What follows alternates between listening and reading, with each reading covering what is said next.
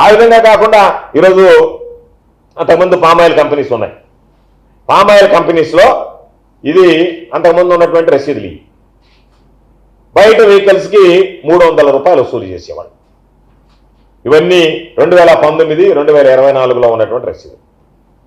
ఇప్పుడు కొత్త రసీదులు సృష్టించారు. పాపం కొత్త పద్ధతి ఇది. కేపీ ఎడిబుల్ ఆయిల్ ఓనర్స్ అని 800 రూపాయలు. మామూలుగా మనము సినిమాకు పోయినప్పుడు సినిమా టికెట్ల మీద పాత రోజుల్లో ఉండేది నెట్ ఇంత, అది ప్రొడ్యూసర్కి బాధ్యత, ట్యాక్స్ ఇది ప్రభుత్వానికి వస్తుందని. అట్టా ఈ 800 నెట్ సోమిరెడ్డి ఆఫీసుకు పోద్దంట.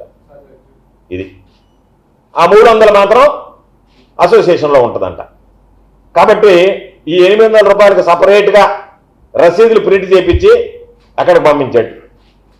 అదేవిధంగా 3 ట్యాంకర్లు ఇతర రాష్ట్రాలకు పోతే 1 ట్యాంకర్ ఆంధ్ర రాష్ట్రానికి ఇస్తారు. డిఓ పద్ధతి ఆనవాయితీ. దానికి సంబంధించి మీరు ఏమీ ఇవ్వబడి ఆంధ్ర రాష్ట్రానికి ప్రతి ట్యాంకర్కి నాకు 4000 రూపాయలు ఇస్తే చాలు అని చెప్పి ఇదిగో 4000 రూపాయల రసీదు. ఈ 4000 రూపాయలు సోమిరెడ్డి ఆఫీస్కి. ఎప్పుడైనా ఇటువంటి రసీదులు పెట్టి ఈ విధంగా 4000 రూపాయల ట్యాంకర్కి 800 రూపాయలు మామూలుగా అక్కడికి వచ్చినటువంటి అసోసియేషన్ ఖర్చులకు 300 తీసుకుంటే ఆ 300కి అదనంగా మరొక 800 రూపాయలు. ఎప్పుడన్నా ఎక్కడన్నా ఇటువంటివి మేము వైఎస్ఆర్ కాంగ్రెస్ పార్టీ అధికారంలో ఉన్నప్పుడు జరిగాయా? వెళితే అక్కడ ఉన్నటువంటి యజమానులు ఇది కరెక్ట్ కాదు, మీరు చేసేది అన్యాయం అని చెప్పి తిరగబడితే నేను వచ్చిన దాకా ఆగండి, నేను అసెంబ్లీ సమావేశాలు అయిపోయిన వచ్చిన దాని సంగతి ఏందో తేలుస్తానని చెప్పి ఈరోజు 300 రూపాయలు తీసుకోవాల్సినటువంటి దగ్గర 800 రూపాయలు అదనంగా ఇవన్నీ కూడా మీకు ఇస్తాను. అదేవిధంగా 3 ట్యాంకర్లకు 1 ట్యాంకర్ ఇస్తే ఆ ట్యాంకర్ కూడా మాకు అవసరం లేదు, సరాసరిన మాకు ప్రతి ట్యాంకర్కి 4000 ఇవ్వాలని చెప్పి 4000 రూపాయలకు ఒక రసీదు. ఇవి కంపెనీల మీద దౌర్జన్యాలు, బలవంతంగా వసూళ్లు.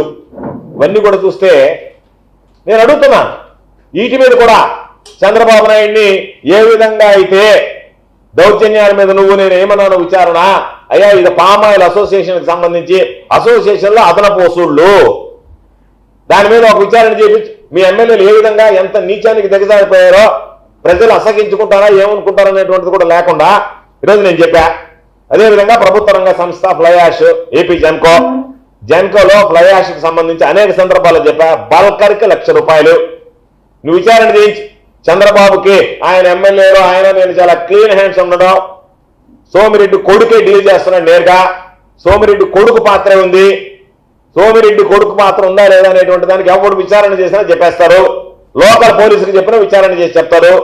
ట్యాంకర్లు ఎక్కడ లోడ్ అవుతున్నాయి, ఎక్కడికి వెళ్తున్నాయి, ఎవరి పేరుతో లోడ్ చేస్తున్నారు, ఎక్కడ పోయి అన్లోడ్ చేస్తున్నారు, ఈ వివరాలు కనుక్కుంటే ఒక్కొక్క ట్యాంకర్కి 1,00,000 రూపాయలు లెక్కన మాట్లాడుకొని 20 ట్యాంకర్లకు ప్లాన్ చేశాడు. 16 ట్యాంకర్లు ఇస్తున్నారు ఇప్పుడు, 16 బల్కర్లు, 16 బల్కర్కి 1,00,000 లెక్కన నెలకు 16 లక్షల రూపాయలు దాని మీద ఆదాయం.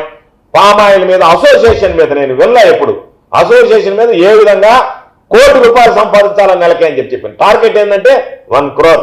దానికి సంబంధించి 300 రూపాయలు ఇంతకుముందు ఖర్చులకు ఇస్తున్నారు. ఎమ్మెల్యే ఆఫీస్కి 800, 4,000 రూపాయలు బయట ఉండేటువంటి ట్యాంకర్లకి. ఇవన్నీ పెట్టి ఎక్కడన్నా ఇంత బలవంతంగా దౌర్జన్యంగా వసూలు చేసి బరి తెగించి చేసినటువంటి సందర్భాలు ఎక్కడన్నా చూసామా, ఎప్పుడన్నా జరిగాయా? కాబట్టి చంద్రబాబు అసెంబ్లీలో ఏమేమి చాలా క్లీన్ హ్యాండ్స్ ఉన్నామని చెప్పాడు. పవన్ కళ్యాణ్ గారు కూడా చెప్పాడు, నా మీద ఏదన్నా ఆరోపణ వచ్చిన విచారణ చేయించమన్నాడు. పవన్ కళ్యాణ్ గారి మీద విచారణ చేయించమని సోమిరెడ్డి మీద విచారణ చేయించు. సోమిరెడ్డి అవినీతి నేను నీకు చెప్తున్నా ఆన్ రికార్డ్ నేను చెప్పేటువంటి వాటి మీద వాస్తవాలు కదా నువ్వు తెలుసుకో. ఆ తర్వాత సరిలేమైనా సరే తీసేయి. నీ మాట కూడా వినండి, నువ్వు కానీ ఏదైనా మాట్లాడితే నీ మీదకి ఎదురు తిరుగుతాడు ఏదైనా నువ్వు చేసేదని. కాబట్టి నిన్ను ఇప్పుడే తిడుతున్నాడు, ఇంకొంచెం ఎక్కువగా బహిరంగంగా తిట్టేవాడు నీ బాహాటంగానే తిడతాడు. ఇప్పుడు రాత్రులు మందు కొట్టినప్పుడు తిడుతున్నాడు, నిన్ను బాహాటంగానే తిడతాడు, నీ ముందు వచ్చి కూడా తిడతాడు. ఎందుకంటే ఆ పరిస్థితి వచ్చేస్తుంది అతను. కానీ డబ్బులు వద్దు అని కానీ అన్నామంటే ఎవడు మాట వినడు. ఇదే పరిస్థితులు లేడు, అబ్బా కొడుకులు ఇద్దరు అదే పనిలో ఉండాలి. కాబట్టి నేను చెప్పింది ఇది నిజంగా ఫ్లై యాష్ అనేటువంటిది ఇప్పటికి 10 సార్లు చెప్పా. జరుగుతుందా లేదా అనేటువంటి దాని మీద ఏదో విచారణ జరిగిందా? లేదే. అంటే మీరు దోచుకోండి అని చెప్పి మీ ఎమ్మెల్యేలకు లైసెన్సులు ఇచ్చారు. మీ ఎమ్మెల్యేల కొడుకు సోమిరెడ్డి కొడుకు ఇదోచిగా దోషి పారేస్తున్నారు. మీరే పట్టించుకునేటువంటి పరిస్థితులు లేడు. ఆయనేమో మరలా పాపం నాకు అనిపించింది కొంచెం బక్కగా ఉంటాడు, కానీ కొంచెం కాషాయ వస్త్రాలు వేసి పైన వేసి కొంచెం గడ్డం ట్రిమ్మింగ్ చేసి కొంచెం కలర్ ట్రిమ్మింగ్ చేస్తే అమ్మా రామకృష్ణ పరమహంస మళ్ళీ వచ్చాడా అన్నట్టుగా మాట్లాడాడు. తలకేదన్నా కనుక ఓ మంచి టాపగాను పెడితే అమ్మా మళ్ళీ స్వామి వివేకానంద వచ్చాడా అన్నట్టుగా అనిపించింది గడ్డం మీసం తీసేస్తే. కొంచెం గడ్డం పొడుగ్గా పెంచి పైన కిరీటం పెడితే ఛత్రపతి శివాజీ లాంటి యోధుడు దొరికాడా మనకైనా అనిపించింది అసెంబ్లీలో మాట్లాడుతుంటే. కాబట్టి ఏ గడ్డపైనా సరే సూట్ అయ్యేటువంటి విధంగా మాటలు మాట్లాడేవే పాపం చంద్రబాబు నాయుడు అనుకుంటాడు, అబ్బా ఇట్లాంటోడు కదా ఈ ప్రభుత్వానికి రాష్ట్రానికి దేశానికి అవసరం, ఇంత నీతి నిజాయితీ కలిగినోడు చేసేటువంటి గబ్బు పనులు గలీజ్ పనులు నెల్లూరులో కంపు కొడుతుంటే వాటి గురించి తెలియకుండా నీకు అసెంబ్లీ దాకా కొట్టదు కంపు ఇంకొక సెషన్కి. ఇప్పుడు నెల్లూరులోనే కొడుతుంది కంపు ఈ కంపు. అందుకని చెప్పి నువ్వు పాపం ఆయన ఏదో చెప్పాడు, ఆయన పాపం పొంగిపోయాడంటే చంద్రబాబు నాయుడు గారు ఈయన అనర్గళమైనటువంటి ఉపన్యాసానికి బీరు బ్రాండ్లు చెప్తా ఉంటే ముందు బ్రాండ్లు చెప్తా ఉంటే. కాబట్టి నేను అడిగేది ఈరోజు లేఅవుట్ల గురించి మాట్లాడు. ఎక్కడ లేఅవుట్ ఉన్నా సరే నీ అల్లిపురం చుట్టూ ఉన్న లేఅవుట్కి ప్రతిపక్షంలో ఉన్నప్పుడు నువ్వు తమరో డబ్బులు పిండి కళ్ళు మూసుకున్నటువంటి వాడివి. నీ ఇంటి చుట్టూ ఉన్న అక్రమమైనటువంటి లేఅవుట్ ఈరోజు విచారణ జరుగుతుందని చెప్పారు. ఈరోజు పత్రికలో వచ్చింది వాటి మీద విచారణ జరుగుతుంది అన్నారు, సంతోషం. ఆ విచారణలో వాస్తవాలు నిగ్గు దాచుకుంటే దొరికిపెట్టే పని ప్రయత్నం చేయకండి. ఎవరి పాత్ర ఉంది, ఎవరున్నారు దీని వెనక.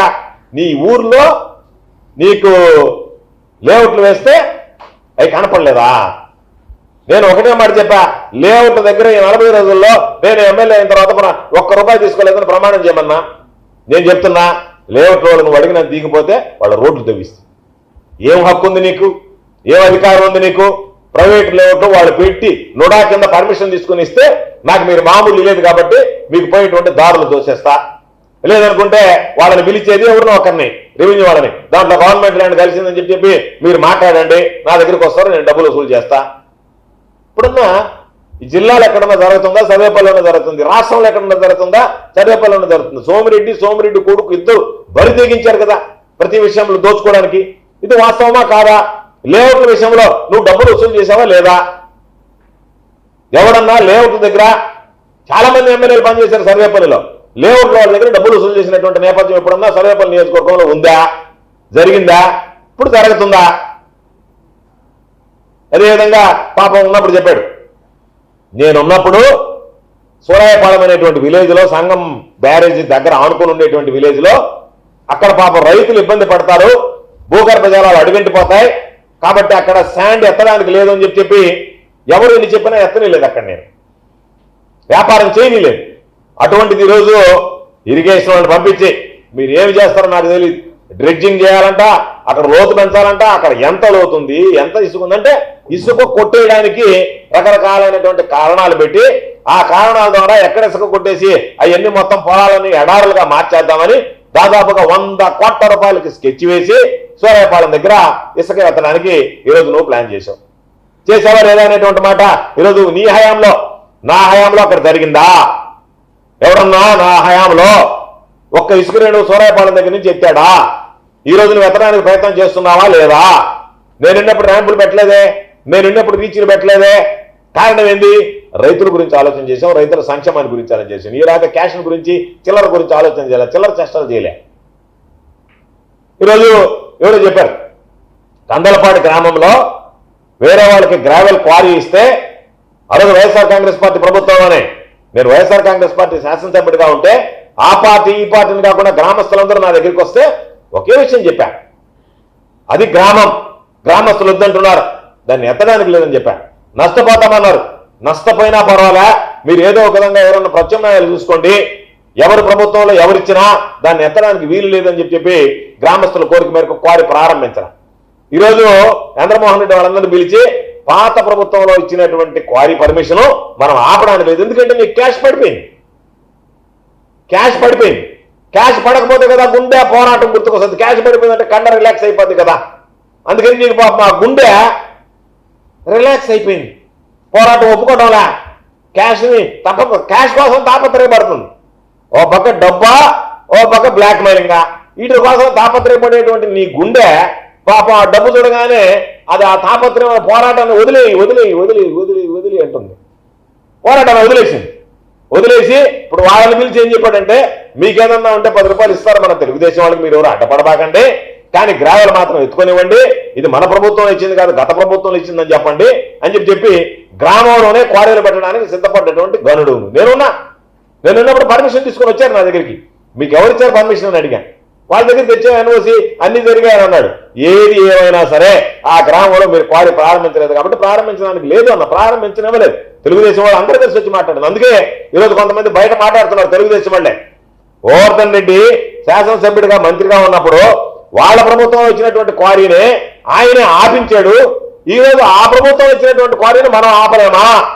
అంత శక్తి లేదంటే శక్తిలో ఇబ్బంది లేదు, శక్తి ఉంది, యుక్తి ఉంది. ఆ యుక్తి పనిచేసింది కాబట్టి శక్తి బలహీనపడింది. డబ్బులు కొట్టాలనేటువంటి యుక్తి ఎప్పుడైతే సోమిరెడ్డికి పనిచేసిందో సోమిరెడ్డి శక్తి బలహీనం అయిపోయింది. యుక్తి శక్తి లేనోడు కాదు, రెండు ఉన్నాయి. ఆ శక్తి బలహీన పడిపోవడానికి యుక్తి కారణం, డబ్బులు పడిపోయింది.